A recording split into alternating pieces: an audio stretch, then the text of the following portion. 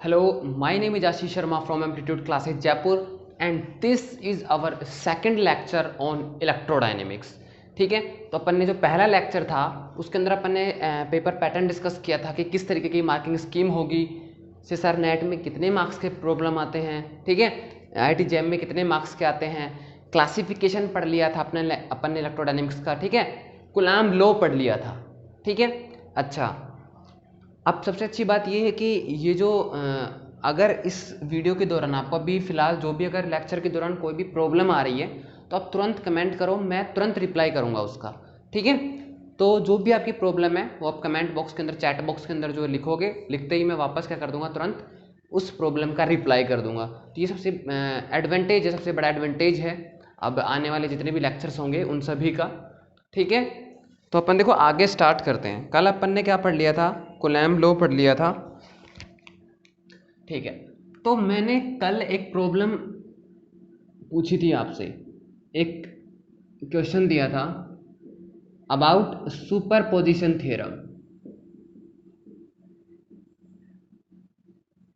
Superposition theorem पे मैंने question किया था क्या, कि मान लो अगर जो आपका कूलॉम फोर्स है, अगर आपका जो कूलॉम फोर्स है वो क्या हो जाए, प्रोपोर्शनलिटी रखे किसके साथ, सोर्स चार्ज के स्क्वायर के साथ। किसके साथ, सोर्स चार्ज का स्क्वायर।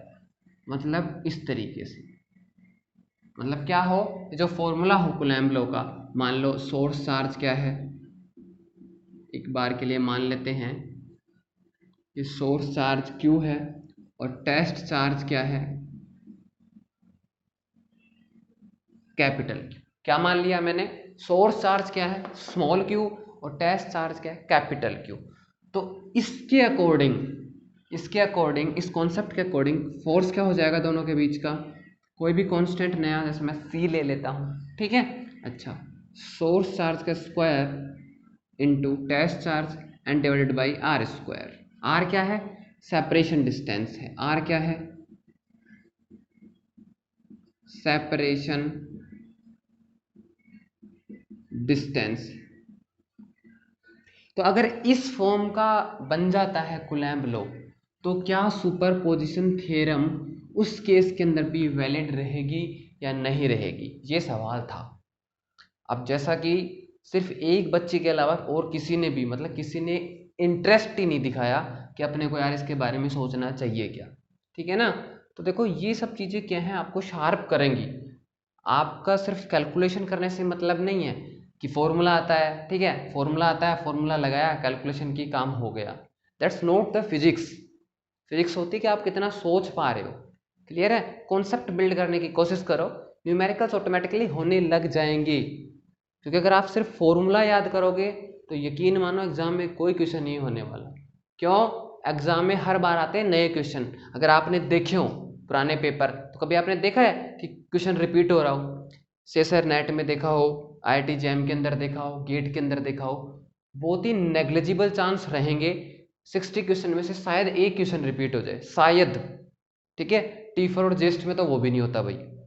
अब क्वेश्चन रिपीट नहीं होते हैं तो वहाँ पे सारे क्वेश्चन क्या होंगे, नए तरीके के होंगे, बिल्कुल टॉपिक वही है, सिलेबस वही है, लेकिन क्वेश्चन नया होगा। तो अगर आप सिर्फ फॉर्मूला बेस्ड क्वेश्चन करने की कोशिश करते रहोगे, अपने दिमाग पे जोर नहीं डालोगे, तो वो क्वेश्चन आपसे कभी भी नहीं होंगे। ये लिख के ले लो आप, ठीक है ना, डिमोटिवेट हो जाओगे वहाँ पे। थोड़ा खुद से सोचने की कोशिश किया करो, ठीक है। तो ये आ गया, अगर इस तरीके की डिपेंडेंसी है तो क्या सुपरपोजिशन थ्योरम होल्ड होगा या नहीं होगा। तो देखो, देखते हैं अपन, कोई भी स्पेस है, ठीक है, जैसे मान लो यहाँ पे क्या रखा था अपना, सोर्स चार्ज रखा था Q1 और यहाँ पे क्या था अपना कैपिटल Q, ठीक है, और इन दोनों के बीच की डिस्टेंस मान लो ये R है, ठीक है, ठीक है। अब ये फोर्स कितना हो जाएगा, F equals to c q square capital Q upon r square. यही फोर्स हो जाएगा किसकी वजह से, Q1 की वजह से। किसकी वजह से, Q1 की वजह से। तो मैं इसको क्या कह दूं, F1 कह दूं, ठीक है, ठीक है। अब मान लो एक और चार्ज आता है, एक और चार्ज आता है और वो मैं इसी पोजीशन पे रख देता हूं, कहाँ रख देता हूँ, इसी पोजीशन पे रख देता हूँ, और उस चार्ज का मैग्नीट्यूड कितना ले लेता हूँ मैं, Q2। कितना ले लेता हूँ, Q2। अब वो सेम मान लो, अगर आप मानना भी चाहो तो थोड़ा सा स्मॉल डिस्प्लेसमेंट मान लो, वरना सेम पोजीशन पे है, तो इसकी वजह से भी कितना हो जाएगा फोर्स, C Q2 का square capital Q upon R square. बोलो, अरे सेम पोजीशन पे, तो मतलब इससे भी सेपरेशन डिस्टेंस कितनी रहेगी, R ही रहेगी। क्लियर है, ठीक है। अब एक चीज समझो, तो अब दोनों के आने के बाद नेट फोर्स कितना हो गया, अगर मैं इनकी डायरेक्शन लिखता हूं तो ये आर कैप, क्योंकि आपको पता है कूलम्ब फोर्स हमेशा कहाँ लगता है, जो लाइन ज्वाइनिंग है उसके अलोंग लगता है, ये आर है तो आर कैप। क्लियर है, ठीक है। ये लो, तो देखो नेट फोर्स कितना हो गया,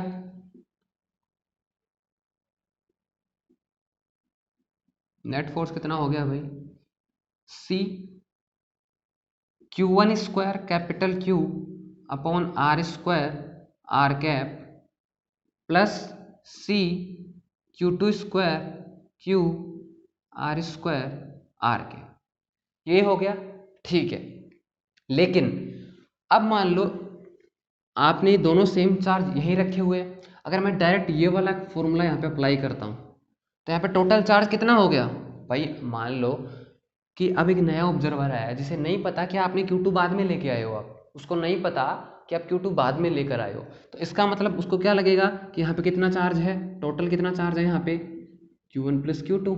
उसको तो ये मिलेगा कि भैया यहाँ पे इतना चार्ज है, ठीक है, ठीक है। तो इस फॉर्मूले से अगर मैं यहाँ पे करता हूँ तो कितना आ जाएगा नेट फोर्स, वो कितना बताएगा, जिसको ये नहीं पता है कि यहाँ पे Q2 को आप बाद में लेके आए हो, सेमी पोजीशन पे रखे हुए हैं, तो वो क्या बताएगा इस फॉर्मूले से, C सोर्स चार्ज कितना हो गया Q1 प्लस Q2 और उसका स्क्वायर। समझ रहे हो ना, अरे भाई दोनों यही हैं, ठीक है। तो मैं ऐसे भी तो लिख सकता हूँ उसको कि total charge Q1 plus Q2 है, और टोटल सोर्स चार्ज हो गया, टोटल सोर्स चार्ज हो गया तो सोर्स चार्ज का स्क्वायर, तो Q1 प्लस Q2 का स्क्वायर, ये test charge and divided by r square. तो अब ध्यान से अगर आप देखोगे तो देखो ये एक्सप्रेशन है और एक एक्सप्रेशन ये है, क्या दोनों सेम है क्या, ये लो वेक्टर फॉर्म में लिखना चाहूँ तो आर कैप, ये सेम नहीं है, एक्स्ट्रा टर्म आएगी, क्रॉस टर्म आ जाएगी, Q1 square plus Q2 square into 2Q1 Q2, ये टर्म एक क्रॉस टर्म आएगी, एक्स्ट्रा टर्म आ जाएगी। इसका मतलब क्या नहीं है, काम नहीं लग रहा भैया, ये तो कुछ गड़बड़ हो रही है, गड़बड़ हो रही है। इसका मतलब क्या हुआ कि सुपरपोजिशन थ्योरम अगर कूलम्ब लॉ इस कंडीशन को होल्ड करता है तो सुपरपोजिशन थ्योरम वैलिड नहीं रहेगा, सुपरपोजिशन थ्योरम क्या नहीं रहेगा, वैलिड नहीं रहेगा, ठीक है। तो एक बंदे ने सिर्फ बताया था, इंटरेस्ट दिखाया था और उन्होंने कहा था कि भाई होगा, सुपरपोजिशन थ्योरम वैलिड होगा, तो भैया तो आपने थोड़ी सी जो है मिस्टेक कर दी, लेकिन फिर भी मैं अप्रिशिएट करूंगा कि आपने सोचने की कोशिश की, ठीक है ना, कोशिश करना सबसे बेटर चीज़ है, ठीक है। तो ये आपको समझ में आ गया होगा, अगर समझ में नहीं आया तो आप कमेंट करो, मैं तुरंत जो है रेस्पॉन्ड करूंगा अगर आपको अभी भी कोई प्रॉब्लम है तो, ठीक है। एक बार मैं दोबारा से बता देता हूँ, क्योंकि जो मैंने फीडबैक फॉर्म भरवाया उसमें मोस्टली बच्चों की ये भी प्रॉब्लम थी कि सर स्पीड बहुत ज़्यादा है, ठीक है। तो मैं एक बार दोबारा से एक्सप्लेन कर देता हूँ। सवाल क्या था कि सुपरपोजिशन थ्योरम इस केस में वैलिड होगी क्या, ये कौन सा केस है, जब जो फोर्स है वो सोर्स चार्ज के स्क्वायर पे डिपेंड करे। तो भैया फॉर्मूला कुछ इस तरीके का बन जाएगा, सी यहाँ पे कोई भी कांस्टेंट ले लिया मैंने, सोर्स चार्ज का square test charge upon r square. तो देखो पहले सिंगल चार्ज था Q1, तो उसकी वजह से फोर्स ये हो गया, फिर मैंने इसी की पोजीशन पे एक और चार्ज लेके आया Q2, तो Q2 की वजह से इतना हो गया। अब नेट फोर्स दोनों का ऐड कर दिया, ये कौन कह रहा है, ये सुपरपोजिशन थ्योरम बता रही है, कौन कह रहा है, ये सुपरपोजिशन थ्योरम कह रही है ना। सुपरपोजिशन थ्योरम क्या कहती है कि दोनों को इंडिविजुअल को जोड़ दो, तो ये मैंने किससे किया, सुपरपोजिशन थ्योरम से किया। लेकिन अगर मैं इस फॉर्मूले से डायरेक्ट कॉन्सेप्ट लगाता हूँ तो यहाँ पे दोनों सेम ही जगह है, तो मैं ऐसे भी तो लिख सकता हूँ कि सोर्स चार्ज कितना हो गया Q1 प्लस Q2, है भाई, सोर्स चार्ज दोनों का ऐड हो गया, तो सोर्स चार्ज हो गया Q1 plus Q2, C as it is, r square as it is, test charge as it is, source charge का स्क्वायर, तो सोर्स चार्ज कितना हो गया Q1 प्लस Q2 का स्क्वायर। अब आप जब इसको एक्सपेंड करोगे तो एक्स्ट्रा टर्म आएगी ना एक, ये वाली, कैसे, Q1 का स्क्वायर प्लस Q2 का स्क्वायर, तो ये और ये तो हो गई, लेकिन ये एक क्रॉस टर्म आ जाएगी 2Q1 Q2 वाली। इसका मतलब सुपरपोजिशन थ्योरम से जो फॉर्मूला है वो, और जो अपना इस एक्सप्रेशन से जो फॉर्मूला आ रहा है वो दोनों अलग अलग हैं, मतलब सुपरपोजिशन थ्योरम क्या नहीं रह रही है, वैलिड नहीं रह रही है। क्लियर है? ठीक है। इसमें से अगर आप कुछ नोट करना चाहते हो तो कर सकते हो, ठीक है। बाकी इसमें शायद ऐसा कुछ नोट करने लायक था नहीं। मेन चीज़ है कि आप प्रॉब्लम को समझो कि क्या प्रॉब्लम थी, किस तरीके से। फिर भी अगर आप नोट करना चाहो तो नोट कर सकते हो, ये स्क्रीनशॉट ले सकते हो, चॉइस इज योर्स।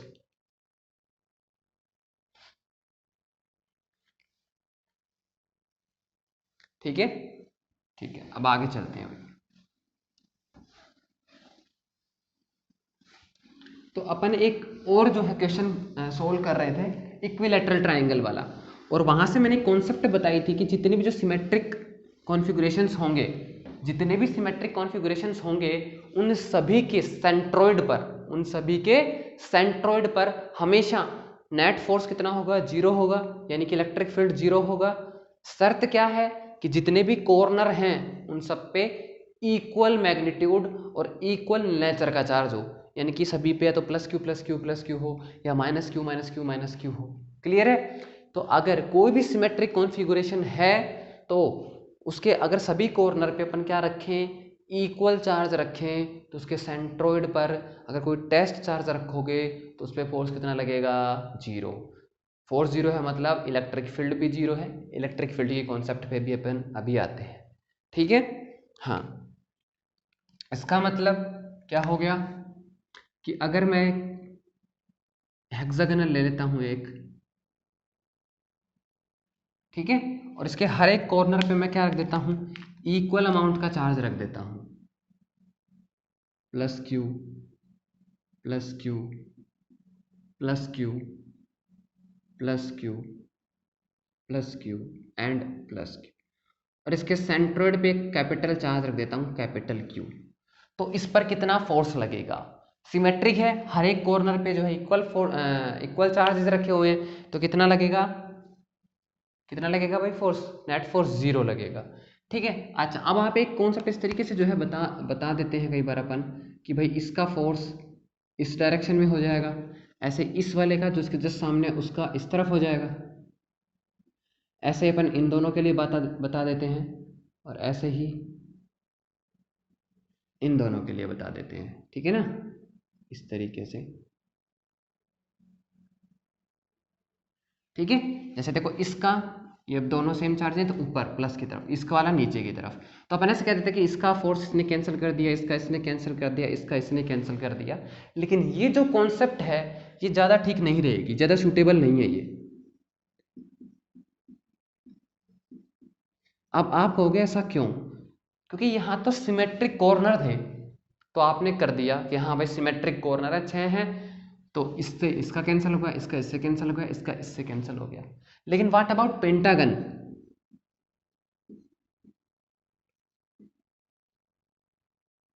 मतलब अगर पेंटागन का क्या मतलब हो गया कि इक्वल साइड्स हैं और 5 साइड्स हैं, है ना, कुछ इस तरीके से।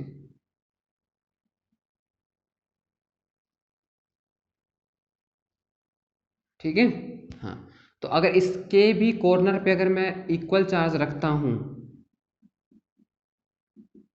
तो भाई इसके सेंट्रोइड पर भी अगर आप टेस्ट चार्ज रखते हो तो उस पर भी नेट फोर्स कितना आएगा, जीरो ही आएगा।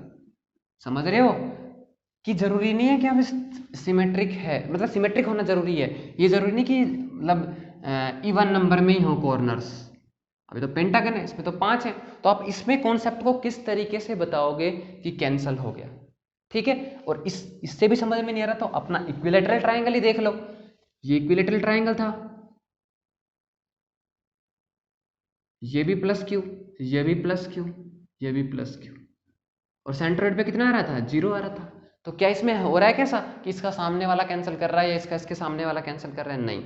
तो ये जो कॉन्सेप्ट है कि इसके सामने वाला कैंसिल कर देगा, ये इतनी सूटेबल नहीं है, जस्ट एक बार समझाने के लिए बता दिया जाता है, लेकिन ऐसा नहीं है। क्लियर है? ठीक है।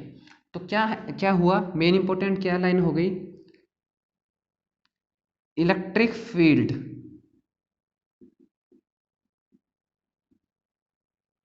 या फिर आप कह सकते हो, चलो इलेक्ट्रिक फील्ड लिख देता हूं, एट सेंट्रोइड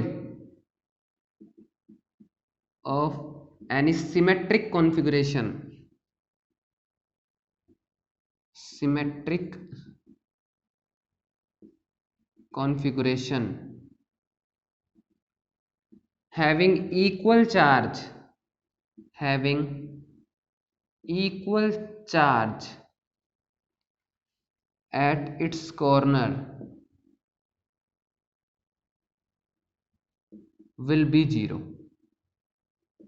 अगर कोई भी सिमेट्रिक कॉन्फ़िगरेशन है, सिमेट्रिक अपना क्या सिस्टम है, और उसके हर एक कॉर्नर पे आपने क्या रख दिया है, इक्वल चार्ज रख दिया है, तो उसके सेंट्रोइड पर हमेशा इलेक्ट्रिक फील्ड, या फिर अगर आप उस पर टेस्ट चार्ज रखते हो तो फोर्स कितना रहेगा, जीरो रहेगा। ठीक है, आप चाहे आप इसकी बात कर लो, चाहे इक्विलैटरल की बात कर लो, ट्राइंगल की बात कर लो, चाहे स्क्वायर की बात कर लो, चाहे पेंटागन की बात कर लो, चाहे आप अपनी जो वॉच होती है ना, ऐसे होते हैं,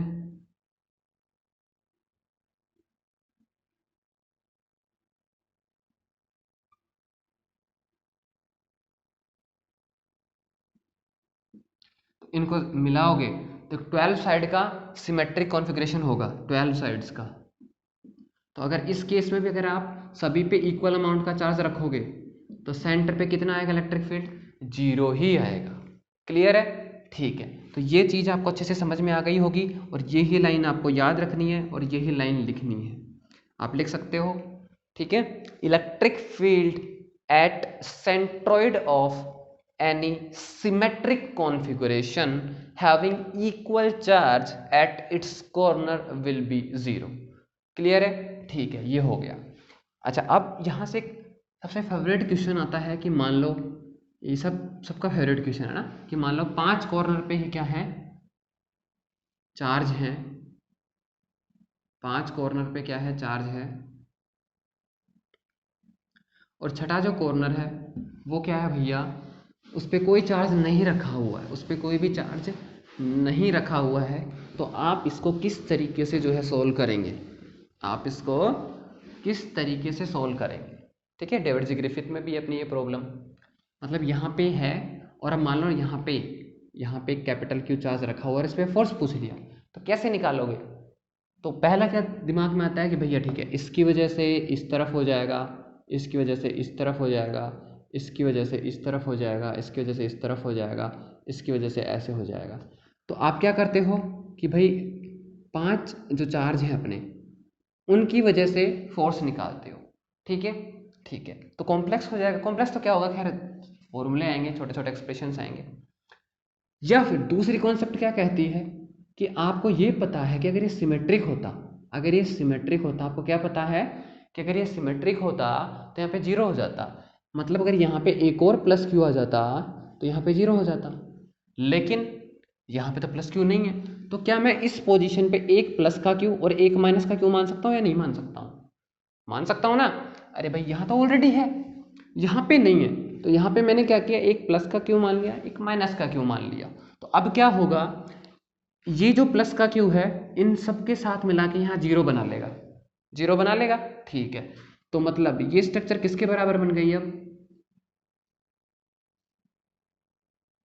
एक यहाँ पे रखा हुआ है माइनस क्यू, और यहाँ पे आपसे कैपिटल क्यू रखा हुआ है, उस पर फोर्स पूछा, बोलो बन गई या नहीं बन गई। भाई यहाँ पे कोई चार्ज नहीं था, तो मैंने क्या मान लिया, यहाँ पे दो चार्ज रखे हैं, एक प्लस का क्यू, एक माइनस का क्यू, नेट चार्ज कितना आ गया, जीरो आ गया, नहीं आ गया, आ गया। ठीक है, अब मैंने क्या किया, अब मैंने ये किया भैया कि इसको, ये जो प्लस क्यू है इनके सारों का, मतलब ये जो 6 चार्जेज हैं, ये नेट इफेक्ट कितना ले आते हैं, जीरो ले आते हैं। अपन ऑलरेडी पढ़ चुके हैं चीज़ कि अगर इक्वल चार्जेज हैं तो सेंट्रोइड पे जीरो, तो मतलब इन सब की वजह से जीरो आ गया। तो इफेक्ट सिर्फ किसका बचेगा, इस माइनस क्यू का बचेगा। तो ये किसके एनालॉगस हो गया, माइनस क्यू के एनालॉगस हो गया। अब इजीली आप इसको कर सकते हो, कर सकते हो ना। अच्छा, जैसे मान लो इसकी साइड ए दी हुई है, कितनी दी हुई है, साइड ए, और आपसे इन दोनों के बीच का फोर्स पूछ लिया। तो पहली चीज़ तो ये कि जैसे मान लो ये कॉन्फ़िगरेशन दे दिया, ये एक्स है, ये वाई है, तो फोर्स किधर लगेगा, नीचे की तरफ लगेगा। ध्यान रखना, जिस पे फोर्स निकाल रहे हो उस पर डायरेक्शन देखना हमेशा। ये जो है किधर खींचेगा, इसको अपनी तरफ खींचेगा ना, अपनी तरफ खींचेगा तो नीचे रखेगा, नीचे खींचेगा। क्लियर है। अब जब ये शायद 2 साल की बात हो गई, सब शायद पहला साल था जब मैं पढ़ाने लगा था, तो एक क्वेश्चन पूछा था बच्चे ने कि सर ये इसको नीचे क्यों खींच रहा है, ये जो है इसको नीचे क्यों खींच रहा है, ये इसको भी तो ऊपर खींच सकता है। क्या सवाल था कि भैया ये जो है इसको ऊपर भी तो खींच सकता है, तो आपने फोर्स की डायरेक्शन ऐसे क्यों नहीं ली है। तो देखो, हो सकता है आपको लगे कि यार ये तो बहुत मामूली सा सवाल था, लेकिन फिर भी अगर आपके भी दिमाग में सवाल है, ठीक है, तो देखो भाई फोर्स अपन इस पे निकाल रहे हैं, किस पे निकाल रहे हैं, इस पे निकाल रहे हैं। ये सोर्स चार्ज है, ये क्या है आपका सोर्स चार्ज है, और इलेक्ट्रोस्टैटिक में सोर्स चार्ज स्टेशनरी होते हैं। समझ में आ रही है बात। आप सोच लो, आप इसको तो पकड़ के बैठे हो और ये रखा है यहाँ, तो मूव कौन करेगा, खुद सोचो। अरे दो मैग्नेट है, आपको पता है, आप छोड़ते हो तो दोनों चिपक जाती हैं, ठीक है। अब आप एक को तो हाथ से पकड़ के बैठे तो दूसरी इसके पास आएगी या उसके पास जाएगा, आपने रुका हुआ उसको स्टेशनरी किया हुआ है तो उसको इधर आना पड़ेगा। समझ में आ रही बात। सेम सिचुएशन यहाँ पे है, यहाँ पे अपने को इसकी वजह से इस पे फोर्स निकालना है, तो ये सोर्स चार्ज है, ये स्टेशनरी है, तो मतलब इस पे फोर्स निकालना है। तो आप ये जो फोर्स निकालोगे, जो डायरेक्शन बताओगे, किसके हिसाब से बताओगे कि ये किधर जाएगा भाई, तो ये किधर आएगा, नीचे की तरफ आएगा। तो आप डायरेक्शन ऊपर नहीं लोगे फोर्स की, किधर लोगे, नीचे की तरफ। तो ये कौन सी डायरेक्शन हो गई, -j। पहली चीज तो ये कंफर्म। क्लियर है, ठीक है। अब मान लो अगर आपको ये कितना दिया हुआ है, ए दे दिया है, ये ए दे दिया है, तो फिर अगला सवाल आता है कि आपको ये डिस्टेंस निकालनी है। तो ये आप कैसे कैलकुलेट कर सकते हो, कैसे कैलकुलेट कर सकते हो। तो देखो, अगर साइड ये ए है तो आपको कॉर्नर से सेंटर तक की डिस्टेंस निकालनी है, कॉर्नर से सेंटर तक की डिस्टेंस। तो ये कितना होगा, ये कितने होता है, 60 डिग्री होता है ये, ठीक है, 60 डिग्री होता है। अगर आप ऐसे नहीं करते तो अभी देखो, ये जो इंटरनल एंगल यहाँ पे जो होता है ये 60 डिग्री के होते हैं, जितने भी जो बनाते हैं सब 60 डिग्री के बनाते हैं, ठीक है, ये सारे 60 डिग्रीज हैं। हर कॉर्नर सेंटर पे, यानी कि पूरा एक जो एज है, पूरा जो एक एक एज है, ये कितना डिग्री बनाता है, 60 डिग्री। वो हो सकता है आपको लगे कि सर ये तो कम हो गया, ऐसा इसलिए देखो ये मेरे साइड बराबर नहीं है भाई, क्योंकि मैंने स्केल लेके थोड़ी बना रहा हूँ, इसलिए ध्यान रखना। ये जो एंगल होगा, ये वाला एंगल, ये हमेशा कितना होगा, 60 डिग्री। ये भी 60 होता है, ये भी 60 होता है, चॉइस आपकी, आप किसी भी एंगल से कर सकते हो, ठीक है, ठीक है। तो ये 60 हो गया। तो देखो अगर चलो मैं इसके हिसाब से बता देता हूँ, ये 60 है, ये भी 60 है, सारे 60 के हैं ये। तो यहाँ पे मैं एक परपेंडिकुलर बना लेता हूँ। तो अगर टोटल पूरा ए है तो यहाँ से लेके यहाँ तक कितना हो जाएगा, a/2। कितना हो जाएगा, a/2। आपको निकालना क्या है, ये वाली डिस्टेंस निकालनी है, ये वाली कॉर्नर से सेंटर तक की डिस्टेंस, क्योंकि सारी सेम होंगी। आपको अलग अलग इसमें इसलिए लग रही है कि मैंने एज जो है, जो बनाई है साइड, ये सारी बराबर नहीं बनाई हैं, स्केल से नहीं बनाई है ये, है ना। अगर आप स्केल से और एंगल से पर्टिकुलर बनाओगे तो सारी ये बराबर रहेंगी। तो देखो यहाँ से इस तरीके से आ गया कुछ, ये आपको ये निकालने की ज़रूरत है, इसको मैं डी बोल देता हूँ। ये आपको पता है a/2, और अगर टोटल एंगल 60 डिग्री है तो ये बिल्कुल मिड से आया, तो ये एंगल कितना हो गया, 30 डिग्री। कितना हो गया, 30 डिग्री। तो थीटा के सामने एक और ध्यान रखना हमेशा बात, कभी भी जैसे ट्राइंगल होता है, ट्राइंगल होता है ना, हाँ, तो छोटी क्लास में क्या करते हैं अपन, बचपन में एक आदत होती है, जो ये नीचे बना होता है इसको तुरंत बेस बोल देते हो आप। क्या बोल देते हो, बेस बोल देते हो। इसको क्या बोल देते हो, परपेंडिकुलर बोल देते हो। ऐसा नहीं होता है, जब तक मैं एंगल डिफाइन नहीं करूंगा, थीटा डिफाइन नहीं करूंगा, तब तक आप बेस या परपेंडिकुलर नहीं बता सकते हो, ध्यान रखना। अगर मैंने थीटा यहाँ डिफाइन किया, यहाँ डिफाइन किया, तो हमेशा थीटा के सामने परपेंडिकुलर होगा। अगर मैंने थीटा यहाँ डिफाइन कर दिया होता तो ये परपेंडिकुलर हो जाता, ये बेस हो जाता। तो देखो छोटी सी चीज़ थी, लेकिन ठीक है, जिनको पता है बहुत अच्छी बात है, जिनको नहीं पता था उनको भी पता चल गया होगा, ठीक है, ठीक है। तो हमेशा थीटा के सामने परपेंडिकुलर, तो ये क्या है, परपेंडिकुलर है, ये बेस है, और ये हाइपोटेनियस है। तो आपकी पाइथागोरस थ्योरम क्या कहती है, पाइथागोरस थ्योरम क्या कहती है भाई,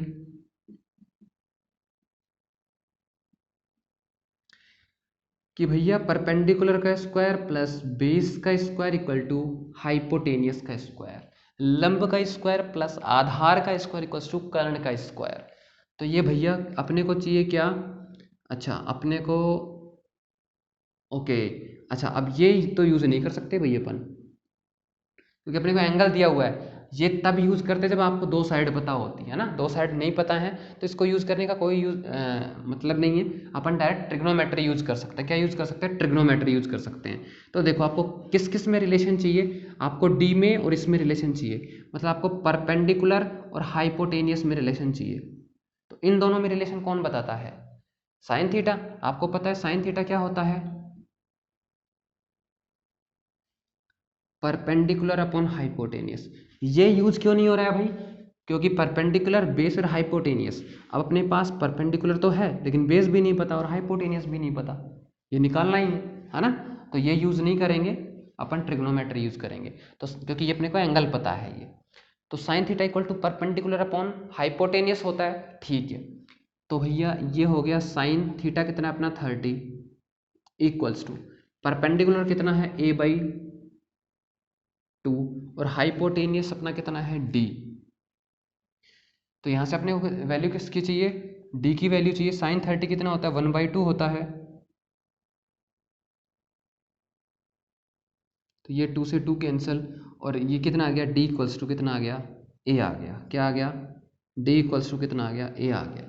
इसका मतलब ये जो डिस्टेंस है ये किसके बराबर आ गई, इसके बराबर आ गई, साइड के बराबर ही आ गई। किसके बराबर आ गई, साइड के बराबर। किसके बराबर आ गई, साइड के बराबर आ गई। तो ये जो कॉर्नर से यहाँ तक की जो डिस्टेंस है ये बेसिकली क्या हो गई है, साइड के लेंथ के बराबर हो गई है, ठीक है ठीक है। अब देखो ये मैंने कैलकुलेशन थोड़ा करके बता दी है, वरना मुझे ज़रूरत नहीं थी ऐसी। एक और कॉन्सेप्ट से अपन इस चीज़ को समझ सकते थे, ठीक है ना। जियोमेट्री क्या है, जियोमेट्री मैथमेटिक्स को ईजी बनाती है। जियोमेट्री भी काफ़ी मतलब ये मान के चलो कि काफ़ी ब्यूटी रखती है अपने आप के अंदर। क्योंकि अगर आप एक बुक आती है, मतलब ये ग्रेजुएशन लेवल पे पढ़ सकते हो आप, अगर किसी एग्ज़ाम के पर्पज़ से पढ़ रहे हो तो उसको नहीं पढ़ना है। ये बात मैं नहीं कह रहा हूँ, उसके राइटर कह रहे हैं, और उसके राइटर है आरपी फाइनमैन, ठीक है, आरपी फाइनमैन।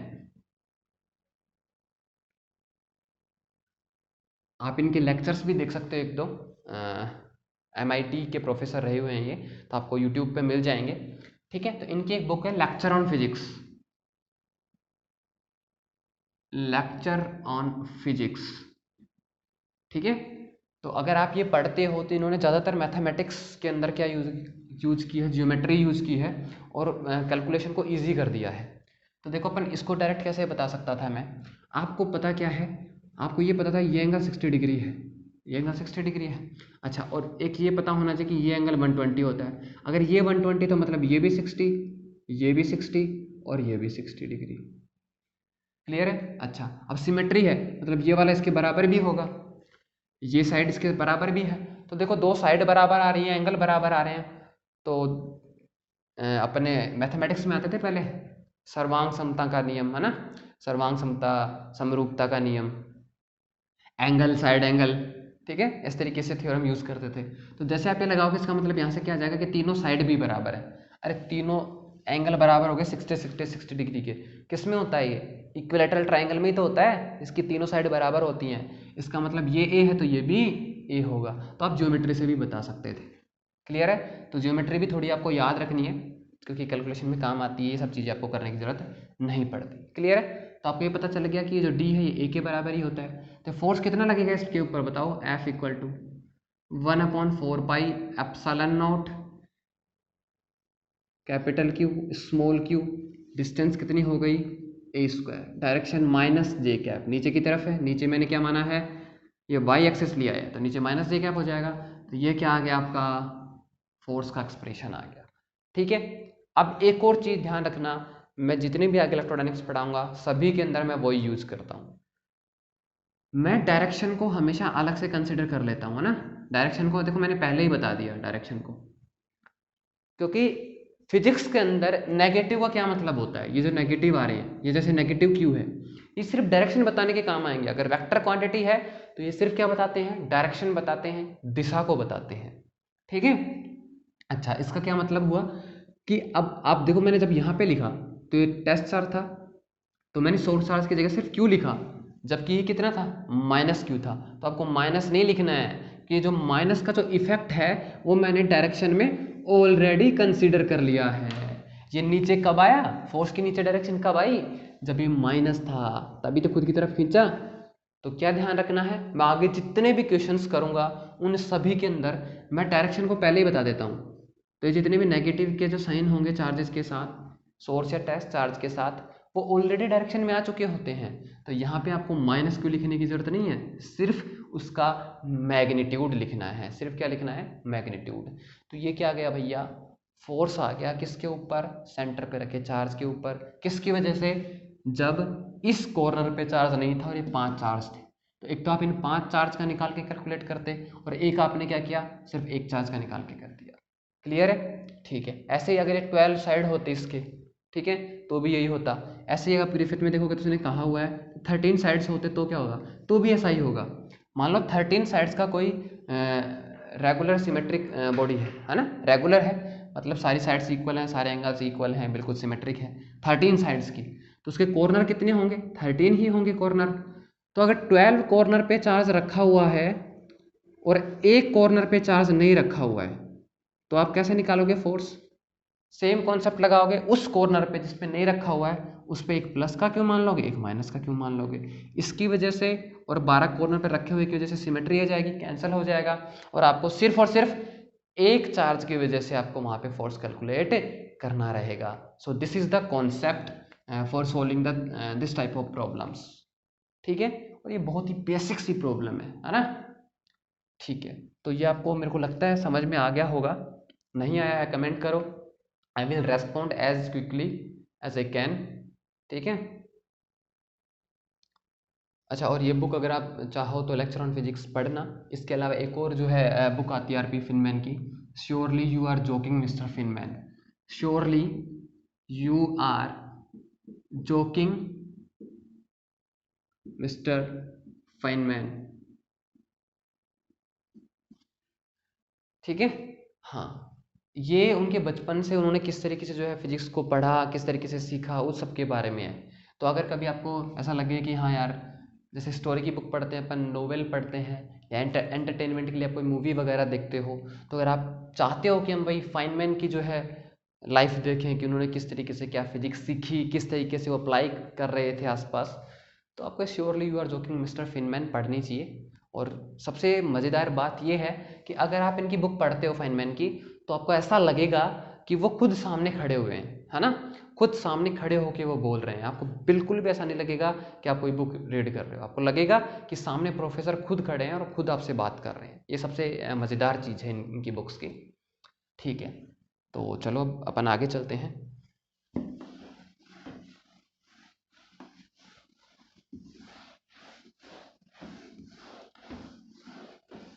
और देखो, मुझे क्या है भाई, सभी को साथ लेकर चलना है, इसीलिए मैं क्या है, मैं कोशिश कर रहा हूँ कि मैं बेसिक से लेकर चलूँ। हो सकता है जो लोग पहले से जो है थोड़ी तैयारी कर चुके हैं उनके लिए ये प्रॉब्लम्स बहुत ज़्यादा इजी हैं। तो देखो यार, थोड़ा सा आप क्या कर लो, मतलब एडजस्टमेंट कर लो यार, है ना। सबको साथ लेकर चलना ज़्यादा बेटर है, सबका साथ सबका विकास, है ना। हाँ, सब साथ चलेंगे तो ज़्यादा बेटर रहेगा, है ना। तो देखो, अब कल एक क्वेश्चन जो मैं करवा रहा था, उसी क्वेश्चन को अपन एक बार दोबारा से देखते हैं। एक इक्विलेटरल ट्रायंगल है, यहाँ पे भी प्लस क्यू है, यहाँ पे भी प्लस क्यू है, यहाँ पे भी प्लस क्यू है, और इस बार फोर्स कहाँ पूछ लिया है, इसके ऊपर कितना फोर्स लग रहा है इन बाकी दो की वजह से, ये पूछ लिया है। क्या पूछा, क्वेश्चन क्या है, फाइंड द फोर्स। और जब भी मैं फोर्स की बात कर रहा हूं, मतलब मैं इलेक्ट्रोस्टैटिक फोर्स की बात कर रहा हूं, क्योंकि अपन पढ़ ही क्या रहे हैं, इलेक्ट्रोस्टैटिक पढ़ रहे हैं, तो इससे आपको जरा भी कंफ्यूज नहीं होना है। Find the force on charge placed placed at A, यानी कि जो सॉरी सी, ए पे भी निकाल सकते हो, कोई मैटर नहीं करता है वो तो, जो सी पे रखा हुआ है इस पे कितना जो फोर्स लग रहा है वो निकालो। Placed at c due to charges placed at a and b, कि जो ए और बी पे जो पोजीशन पे जो चार्ज रखे हुए हैं, इन चार्ज की वजह से सी पे रखे हुए चार्ज पे कितना फोर्स लगेगा।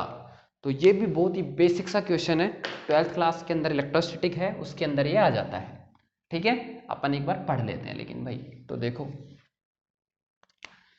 इसकी साइड मान लो आपको कितनी देती है, वही ए ले लेता हूं मैं।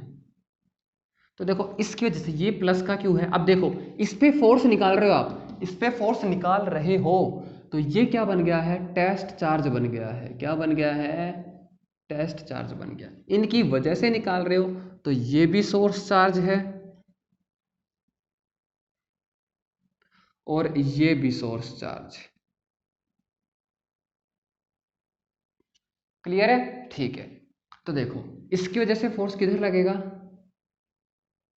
ये फोर्स लगेगा इस तरफ, इसको मैं कह देता हूं एफ वेक्टर। अच्छा इधर क्यों लगेगा, दोनों प्लस के हैं तो खुद से दूर भेजेगा इसको, तो ये किसकी वजह से हो गया, जो ए पे रखा हुआ है।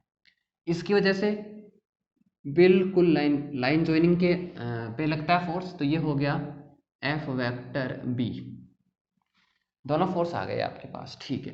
तो नेट फोर्स निकालना है तो अपन नेट फोर्स निकालेंगे। क्लियर है, ठीक है। तो नेट फोर्स निकालने से पहले अपन बात करते हैं कि इनको सेपरेट इंडिविजुअल निकालते हैं। ठीक है, चलो भाई करते हैं। तो देखो भाई एफ वेक्टर 1, ठीक है, ठीक है। तो अगर मैं इसकी बात करूं यानी कि ए पे जो है उसकी वजह से, तो 1/4πε0। क्लियर है। Source charge into test charge, तो दोनों सेम है तो क्यू स्क्वायर, डिस्टेंस हो गई ए स्क्वायर। अब देखो डायरेक्शन की बात देखो भाई, इसकी डायरेक्शन अलग है, इसकी अलग है, और यहाँ पे मैंने कोई कोऑर्डिनेट सिस्टम बनाया नहीं है अभी, तो मैं क्या मान लूँ भैया, इसकी इस डायरेक्शन को मैं D1 मान लेता हूँ। क्या मान लेता हूँ कि D1 कैप डायरेक्शन है, या DA मान लेता हूँ, ये लो। ठीक है, मतलब ये जो डायरेक्शन है इसका कुछ ना कुछ तो यूनिट वेक्टर होगा। ये यूनिट वेक्टर है, यूनिट वेक्टर किसको बताता है, डायरेक्शन को बताता है। तो ये आ गया किसकी वजह से, ए की वजह से आ गया। ऐसे सेम बी की वजह से भी इतना ही आएगा, मैग्नीट्यूड तो बराबर ही रहेगा। क्यों, क्योंकि डिस्टेंस भी सेम है और सोर्स चार्ज और टेस्ट चार्ज की वैल्यू भी सेम है, लेकिन डायरेक्शन क्या होगी, अलग होगी। तो इसको मान लो कह देता हूं मैं D2 कैप। ठीक है, आपको नेट फोर्स चाहिए।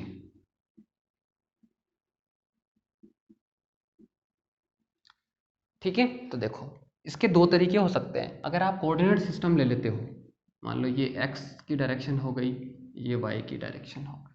ठीक है, तो ये x कैप हो गया, ये y कैप हो गया, ये माइनस एक्स कैप हो जाएगा, ये माइनस वाई कैप हो जाएगा। तो पहला तरीका तो क्या है कि आप इसके कंपोनेंट बना लो। ठीक है, कंपोनेंट बना के कर लो। दूसरा तरीका क्या, अगर आप कोऑर्डिनेट सिस्टम नहीं लेते हो तो कैसे करें, तो उस केस के अंदर अपन क्या लगाते हैं कि दो वेक्टर का एडिशन का फॉर्मूला। तो आपको पता है कि मान लो अगर एक वेक्टर ये है ए वेक्टर और ये है आपका मान लो बी वेक्टर है, तो ऐड करने का फॉर्मूला क्या होता है, किस तरीके से ऐड करते हैं अपन, वेक्टर एडिशन रूल क्या होता है कि कोई भी वेक्टर को, किसी भी वेक्टर को उसके पैरेलल कहीं पर भी स्लिड किया जा सकता है। Any vector can be slid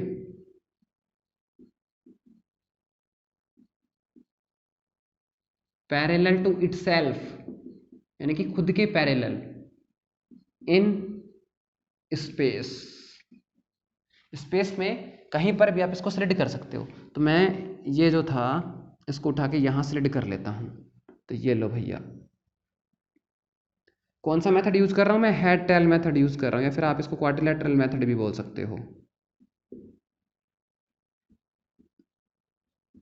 head tail method क्या कहता है कि एक वेक्टर का जो हेड है वो दूसरे वेक्टर के टेल पे आ जाए। ठीक है, तो ये आ गया यहाँ। अब जो बच गए, मतलब पहले वेक्टर का टेल और दूसरे वेक्टर का जो हेड बन गया, इनको मिला दो। तो ये जो मिला दोगे ये क्या आएगा, रिजल्टेंट वेक्टर बताएगा। किसको बताएगा, ये रिजल्टेंट वेक्टर को बताएगा। तो ये क्या है अपना रिजल्टेंट वेक्टर हो गया, मतलब a vector plus b vector हो गया।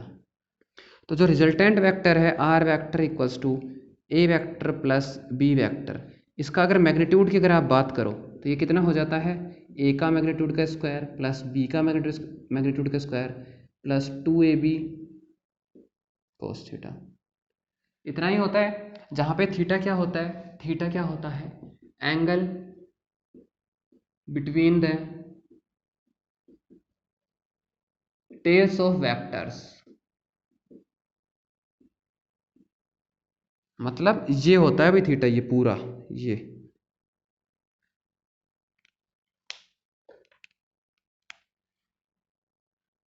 होता है थीटा। ठीक है, ठीक है। तो ये आपने अच्छे से छोटी क्लास के अंदर पढ़ा होगा ये। ठीक है।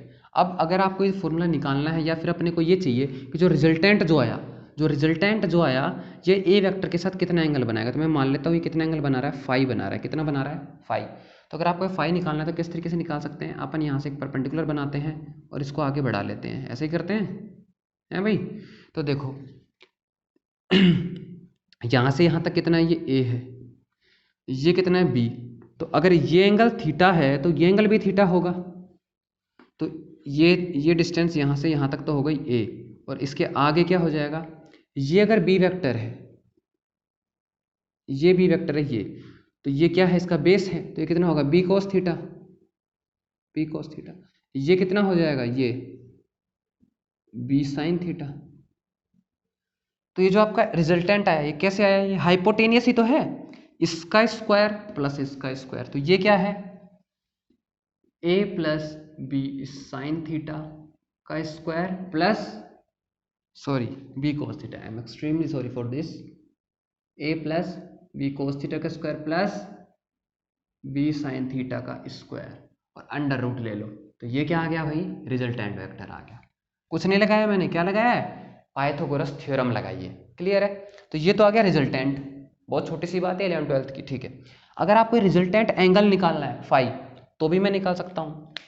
तो देखो अपने पास ये पता है, अपने को ये पता है, इसका मतलब अपन क्या निकाल सकते हैं, फाई निकाल सकते हैं। तो टेन फाई क्या होता है, tan phi perpendicular upon base, तो परपेंडिकुलर कितना है, बी साइन थीटा,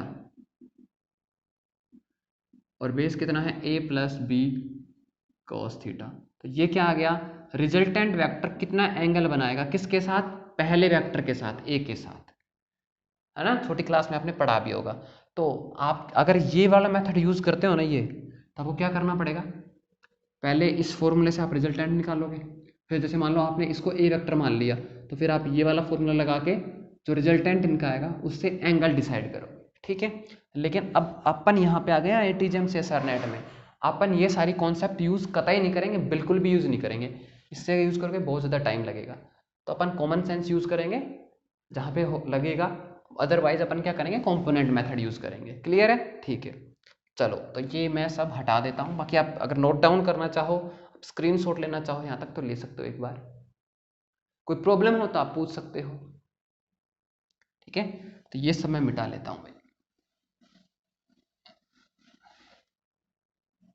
ठीक है, तो अब मैं कर रहा हूँ भैया कंपोनेंट मेथड से दूसरा मेथड, क्या कहता है, कंपोनेंट। कंपोनेंट मेथड ये कहता है, यहाँ पे मैं एक लाइन बना लेता हूँ भैया।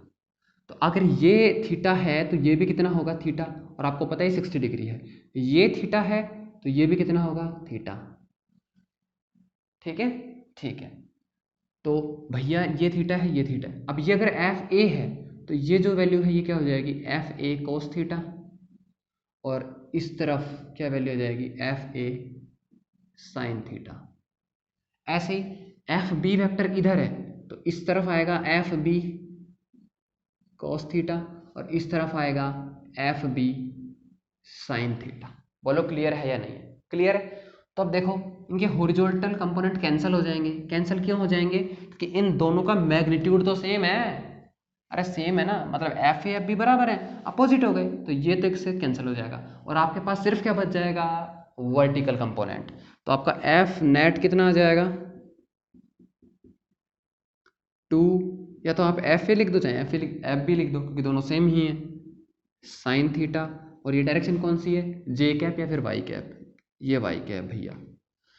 तो 2 टाइम्स ऑफ एफ ए, मतलब 1/4πε0 Q² साइन थीटा। अब देखो साइन थीटा कैसे निकाल सकते हैं अपन, ये भी निकालना पड़ेगा आपको। तो साइन थीटा निकालने के लिए आपको ये पता है, ए पता है, बेसिस सारे जो है पता है वैल्यू।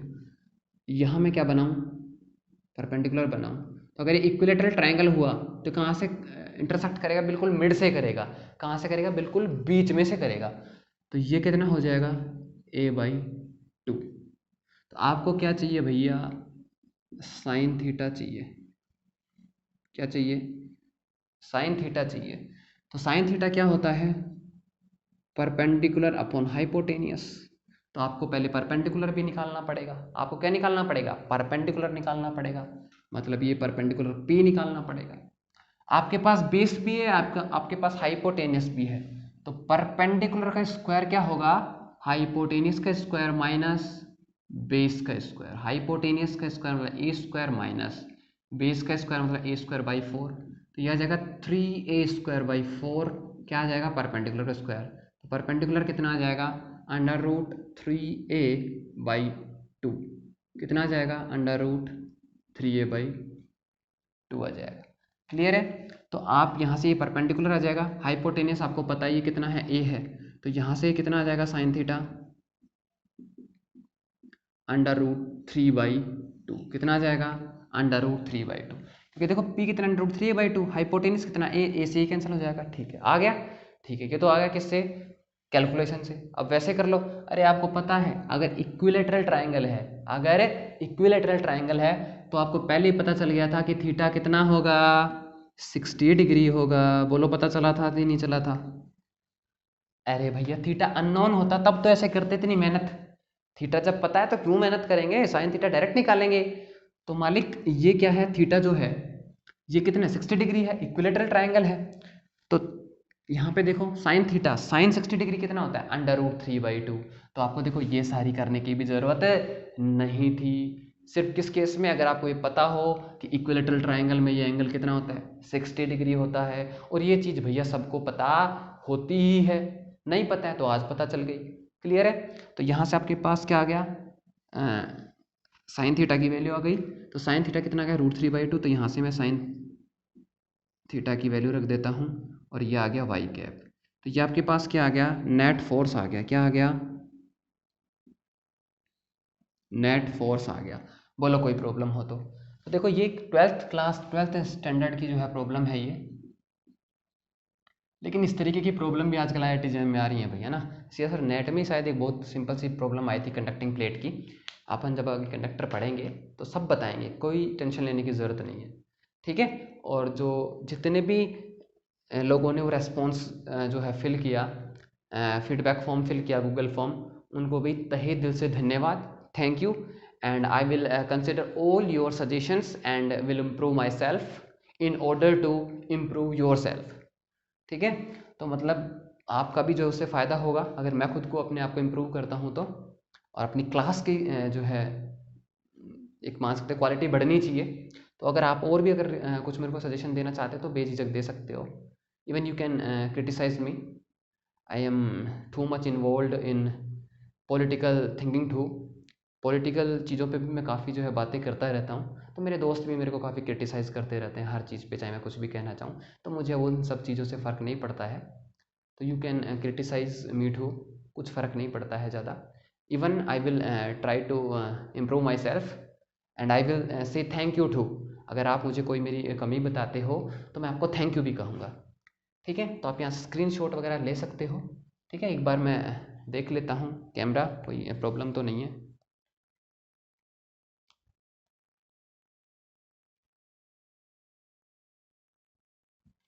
ठीक है।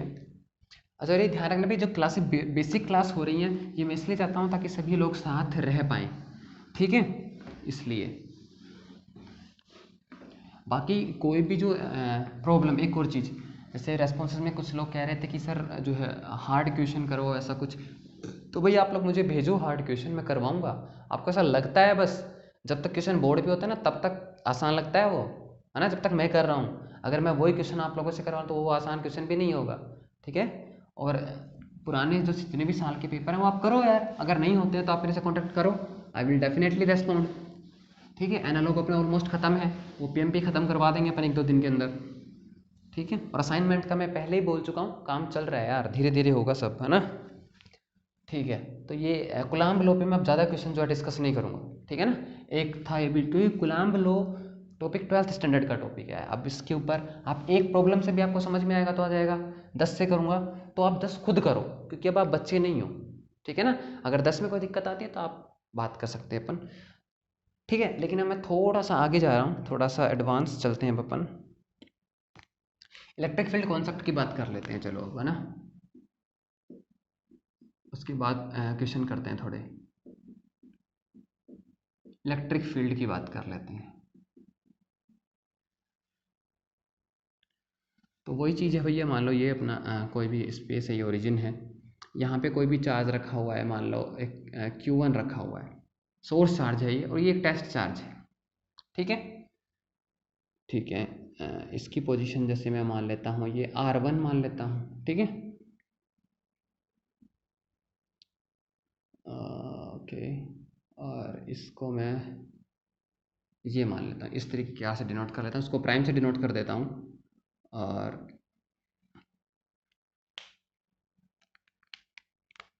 क्योंकि मैंने आपको पहले भी बताया था, ये नोटेशन मैं सभी सवालों के अंदर यही नोटेशन यूज़ करूँगा ताकि आपको दिक्कत ना हो, ठीक है।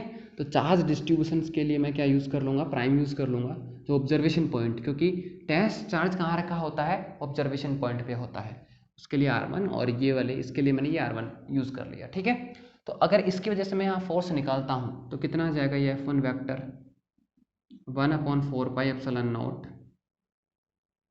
Q1 Q upon R1 square R1 cap. ऐसे ही मान लो अगर यहाँ पे और बहुत सारे रखे हुए हैं, ठीक है, तो अगर मैं नेट फोर्स की बात करूँ तो उस केस में जैसे एक और आ गया Q2, जैसे मान लो Q2 यहाँ रखा हुआ है, ठीक है, ये जो पोजीशन है ये R2 प्राइम है, ये R2 हो गया, ये वाला R2 है ना, मतलब बहुत सारे रखे हुए हैं मान लो आप। तो ये Q2 टेस्ट चार्ज, और ये डिस्टेंस क्या ले लेता हूँ मैं, R2, तो ये क्या हो गया, R2 cap, and so on. Clear है, ये फोर्स हो गया।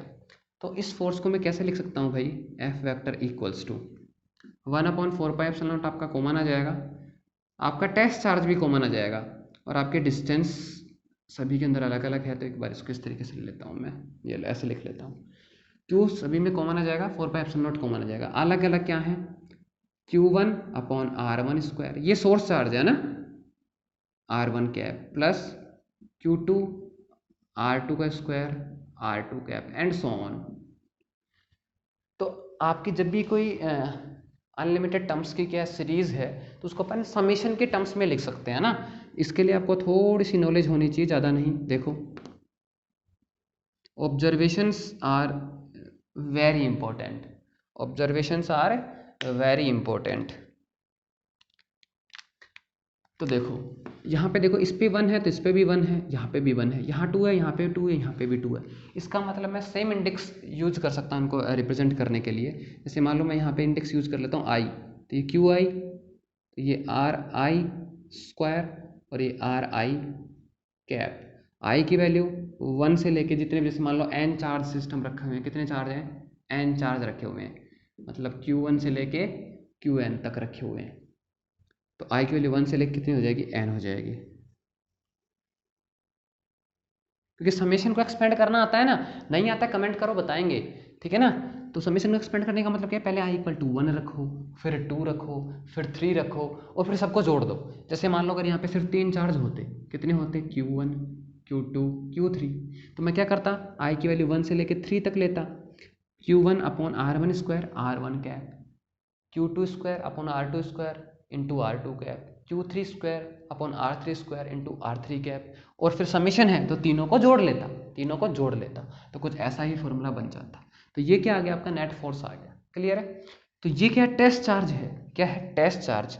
तो अगर मैं इंटरेस्टेड हो जाऊं किसके अंदर, फोर्स पर यूनिट चार्ज के अंदर, फोर्स पर यूनिट चार्ज के अंदर,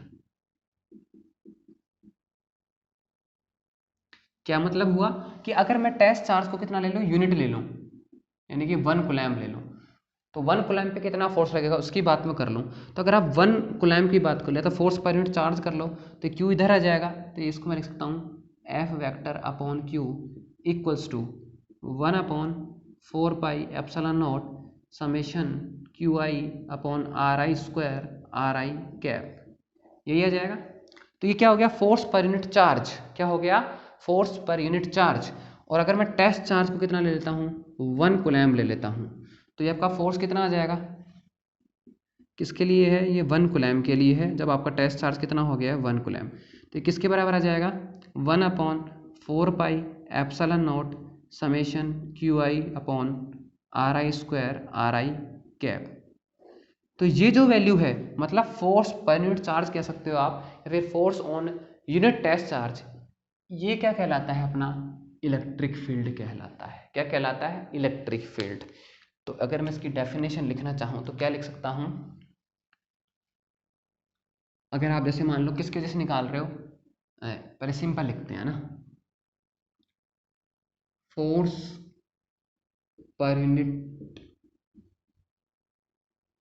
charge is called electric field,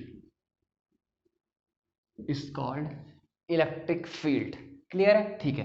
अब अगर आपको कुछ और बेटर तरीके से लिखना चाहते हो, जैसे मान लो ये तो क्या हो गया, बहुत सारे चार्जेस की वजह से हो गया, बहुत सारे चार्जेस की वजह से हो गया। अब ये क्या है, सुपरपोजिशन थ्योरम थी, तो सुपरपोजिशन थ्योरम अगर फोर्स के लिए लग रही है तो वो इलेक्ट्रिक फील्ड के लिए भी लगेगी। मतलब सुपरपोजिशन जो थ्योरम है वो किसके लिए लगेगी, इलेक्ट्रिक फील्ड के लिए भी लगेगी। ये देखो, ये तो बता रहा है, और इसको एक्सपेंड करोगे तो ये वही तो आ जाएगा, अलग अलग इलेक्ट्रिक फील्ड का स्क्वायर, सॉरी अलग अलग इलेक्ट्रिक फील्ड का सम आ जाएगा, इंडिविजुअल इलेक्ट्रिक फील्ड्स का सम आ जाएगा। क्लियर है। तो अगर मान लो, अगर आपके पास कोई स्मॉल क्यू चार्ज रखा हुआ है, क्या रखा हुआ है, एक स्पेस के अंदर यहाँ पे एक स्मॉल क्यू चार्ज रखा हुआ है, और आपको इस पी पॉइंट के ऊपर क्या चाहिए, इलेक्ट्रिक फील्ड कैलकुलेट करना है, तो क्या कहा, electric field due to charge small q, या फिर आप इसको बेटर रहेगा कि आप इसको क्या लिखो, due to source charge small q at observation point, at observation point P separated at distance small r